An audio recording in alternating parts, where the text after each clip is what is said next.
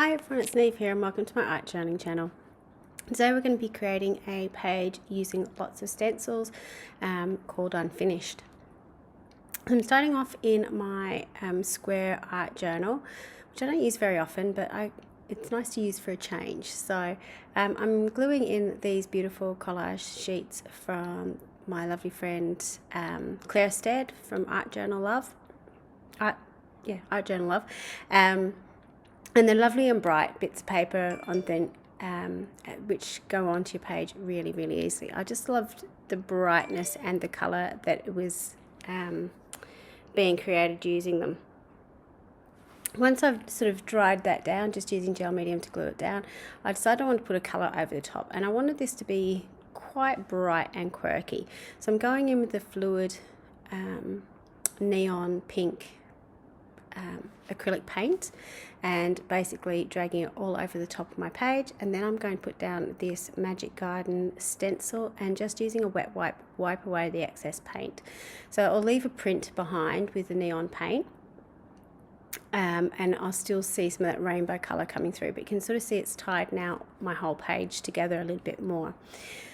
Because it did, obviously because I put so much pink paint on it, go very, very warm and very pink, I decided I wanted to tone it back a little bit, just with a little bit of blue paint. So I have just used this lapis paint, really, really watered it down and painted that in the background. I've made sure to sort of rub it off the areas of collage paper. I just wanted to sort of put it in those gappy bits, and because I had dried my stenciling off, it acts as a resist, so you can still see the pink stenciling but the blue went in, filled in the gaps in between, which I really liked, sort of that contrast.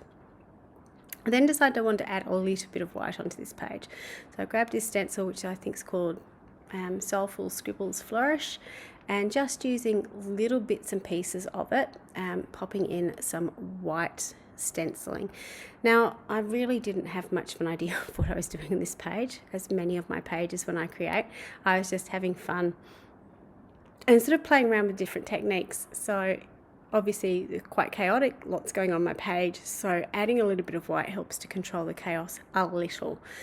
I'm not using very much paint because I didn't want to be really, really in your face, but I just wanted to have that subtle texture going back on. And that's why I love this stencil, in the fact there's lots of little different bits and pieces on it that you can pull out to use to blend it in with the background.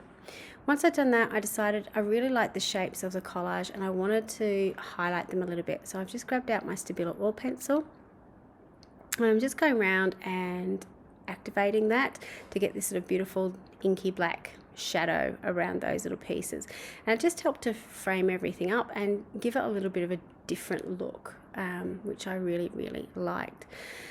So at this stage I was starting to think, oh great, you've got a nice background here, what are you going to do as a focal image? And I went for one of my favorites because I didn't have to think very much. Quite most often when I am doing my journal pages, I go for faces or figures because I find those work the best for me. So I had an idea that I wanted to use a face stencil. You can see I've taken out some of my favorites here, but I really love this stencil. This is the Create Face stencil, and I think I like the lines of the body on this. I don't know, it's just something about this stencil. So I decided I didn't want it to be really, really dark on this page, so I've chosen navy blue. So this is Night. So it kind of ties in with the colours in the background of that lapis blue. I've anchored the image to the side of the page so it stays there and has a reason for being there, particularly with this image in the fact that it has that dark edge to it. It's really important that you sort of match that up in some way, shape or form.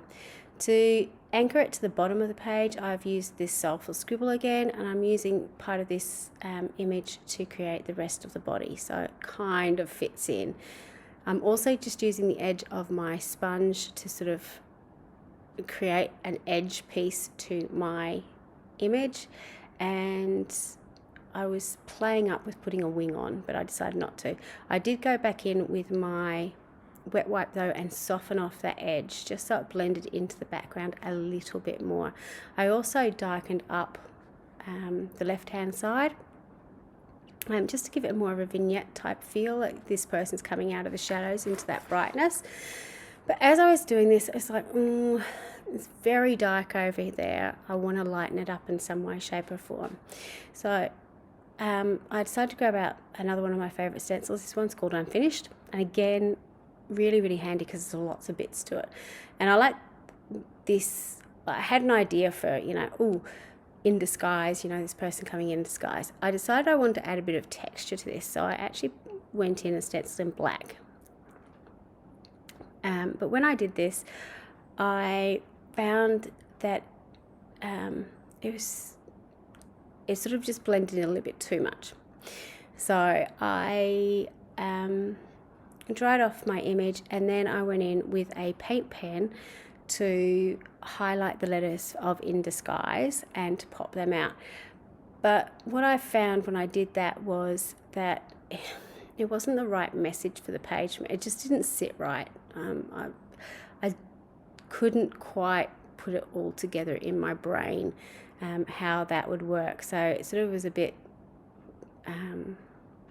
of a sticking point for me. So as I was sort of thinking about all these things, I went in with my paint pan and added in the eyes, the whites of the eyes, which I always do to my figures. Added in a little bit of highlighting on the face as well to help pop it out. Now in the video, it doesn't stick out like a sore thumb like I thought it did in real life. It was really funny. I was just like, no, that was just my focus. That's where my eye was going. And it was really bothering me that it sort of stuck out the way that it did. So again, you can sort of see me tap my fingers. What do I do? What do I do? Tried to rub it off, tried to pull it back a little bit. Didn't quite work the way I wanted it to.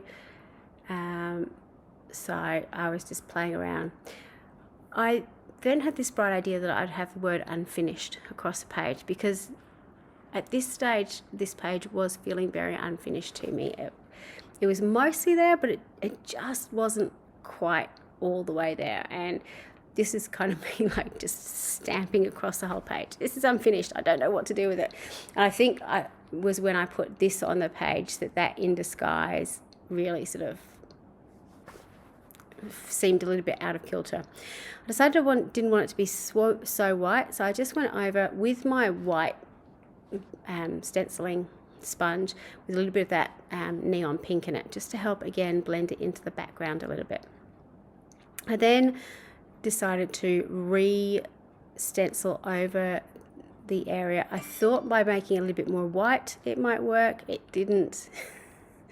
So in the end, once I've highlighted my letters or I put a shadow on my letters, I go back in with a little bit of my blue paint and blend it in again.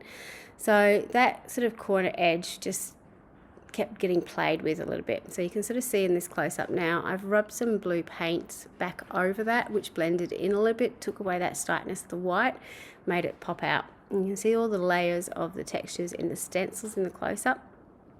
I also added this quote to the end, which I think finished it off because I had that big blank space on the right hand side of the figure. So unfinished projects are a symbol of progress, not of imperfection. I thought that summed it up really nicely in the fact that it was a learning process for me to do this page to get it to where it was. So I hope you enjoyed this video. Please check out the blog. The links are in the description box below, and it's got all the links to all the stencils I've used in this project and a bit of a step-by-step with pictures along the way as well. Until next time, bye for now.